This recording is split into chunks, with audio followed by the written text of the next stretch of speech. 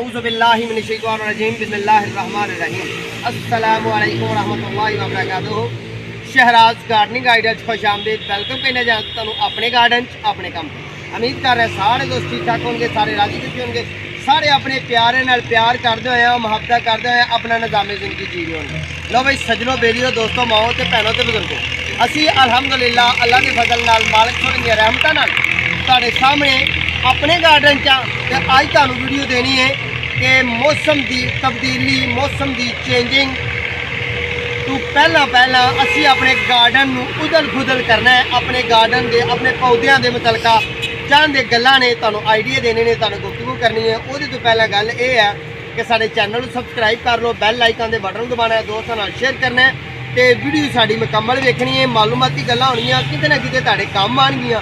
ਜਿਹੜੇ गार्डन नाल प्यार करने वाले लोग ने, पौधा जात नाल प्यार करने वाले लोग ने, ਜਿਹੜੇ नवे ਵੀਵਰ ने साडे उन्हां नाल इल्तिजा ये प्यार ये है, मुहब्बत ये है तो गलबात ये है कि जनाब साडे चैनल की आईडी च जाओ, तुहानू फ्रूट प्लांट ते, फ्लावर प्लांट ते, इनडोर प्लांट ते, आउटडोर प्लांट ते, छां वाले पौधों ते, लीफ प्लांट ते वैजीटेबल प्लांट ते, किचन गार्डन ते हफ्तावार असी एपीसोड भी छड्डे ने। ठीक है, ये सारा काम किया है अल्लाह के फजल नाल। तकरीबन काफ़ी सारे साडे पाको हिंद बरे सगीर जेडे पाए जाने वाले पौधे ने, इन्हां ते असी काफ़ी सारियां गल्लां कीतियां ने।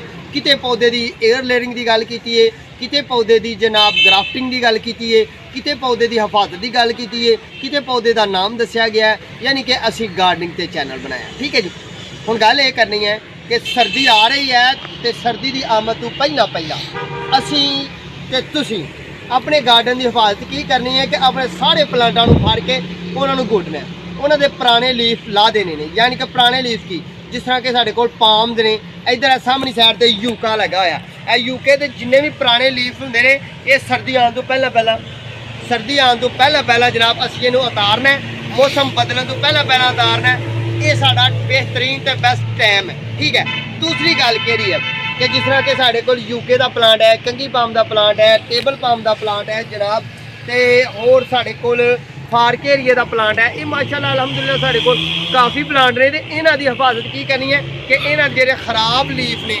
गंदे लीफ ने, वो उतार देने ने।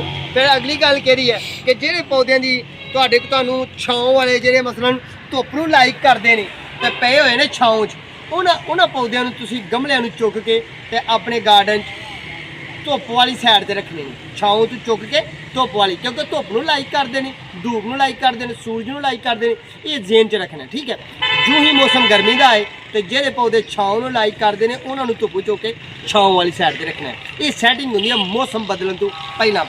ठीक है जी, तीसरी गल की कि जेहड़े जमीन नाल मुंसलिक लोग अपने गार्डन वाले ने, वो अपने पौधों को गोडी करन, गोडी अच्छी तरीके नाल करन, हमवाज कर देन, पौधों दी जड़ां जेहड़ियां ने उन्होंने अच्छी तरह नरम करन, तो उन्होंने कोई भी फर्टिलाइजर खाद पा दें। ठीक है, कोई भी लिक्विड खाद पा दें, कोई भी जनाब DAP पा दें, रूड़ी पा दें, कोई भी चीज़ पा उन्होंने ताकत बाहर रखने वास्ते। क्यों कि वक्त उन्होंने नाजक आ गया, तो वक्त उन्होंने ठंड का आ गया, पौधों का वक्त ठंड का आ गया, सर्दी का आ गया। सर्दी के पौधे ने लीफ नहीं कटने, पर तुसीं उन्होंने खाद वगैरह पाओगे, गोडी करोगे, पानी दोगे, साड़ा पौधा अपनी जिंदगी बहाल रखेगा, तंदुरुस्त रहेगा, तो ठंड नाल जनाब वो लड़ाई कर सकेगा, ठंड नाल वो जनाब जंग कर सकेगा। तो आया कि जो मौसम बहार आएगा, जो तंदुरुस्त होएगा तो उन्होंने फुल भी आएंगे, नवे लीफ भी कढ़ेगा, पत्ते भी कढ़ेगा, तो जनाब तुहाडा प्लांट जिहड़ा उन्होंने जनाब फ्रूट भी लगेगा, वैजीटेबल भी लगेंगे। यानी कि जेहड़े भी पॉइंट का किसी किस्म का भी प्लांट है, सर्दी आने तो पहला जो असीं उसदी हिफाजत कर लईए तो बड़ा ही बेहतरीन है, बहुत अच्छा है। वो वास्ते करना की है कि गोडी करनी है। दूजा सर्दी तो पहला 11वें महीने 10वें महीने तुसीं अपने प्लांट को खाद खुराक भी दो, उन्होंने गोडी करो। सर्दी हरगज अपने प्लांट की गोडी नहीं करनी।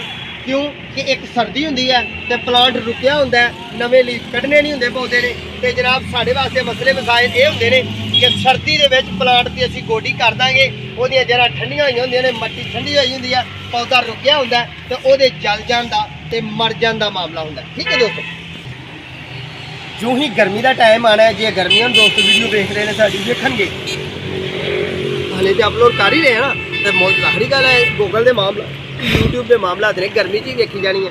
गर्मी जो आनी है तो जनाब सर्दी तो गर्मी वाल जाना है, मौसम तो फुल गर्मी जो आनी है, यानी कि फरवरी फुल गर्मी है कि मौसम बहार फरवरी मार्च के दिनों तुसीं अपने हुण फिर पौधों यही अमल करना है कि पौधों की सैटिंग करनी है।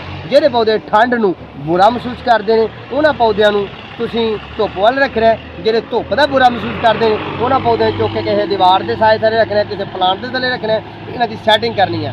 असी आम रैगूलर मैं देखना मेरे कस्टमर आते हैं, जिस तरह कि तुहानूं पता है मैं एक माली हाँ, मैं अपनी नर्सरी च अलहमदुलिल्लाह करा, तो मेरे को कस्टमर आते हैं कहते हैं जी असी फलां पौधा खड़िया तो वो तो साडा मर गया सर्दियों च।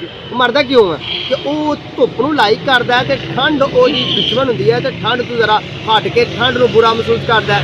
ठंड का वो दोस्त नहीं हुंदा तो असी रख छड़िया हुंदा उत्थे ही जिथे जनाब छां है। ठीक है जनाब, गल ये है कि असी लामा मिलता ना जो आ गए कि जी मौसम सर्दी का, जिस तरह कि तुसीं मेरे मगरली साइड ते देख रहे हो, असीं अलहमदुलिल्लाह पौधे की सैटिंग कर दी है। सर्दी आने तो पहला जेह्ड़े धुप्पे कड्ढने सन धुप्पे कड्ढे, जेह्ड़े छावे रखने सन छावे रखे, जेह्ड़े असीं बाहर कड्ढने सन बाहर रखे डिस्पले ते जेह्ड़े असीं जनाब इनडोर रखने ने उन्होंने इनडोर के मामलात करने ने, यानी कि उन्होंने उत्ते शॉपर भी देने जेह्ड़े बहुत ही ठंड की दूरी नूं मनाते हैं।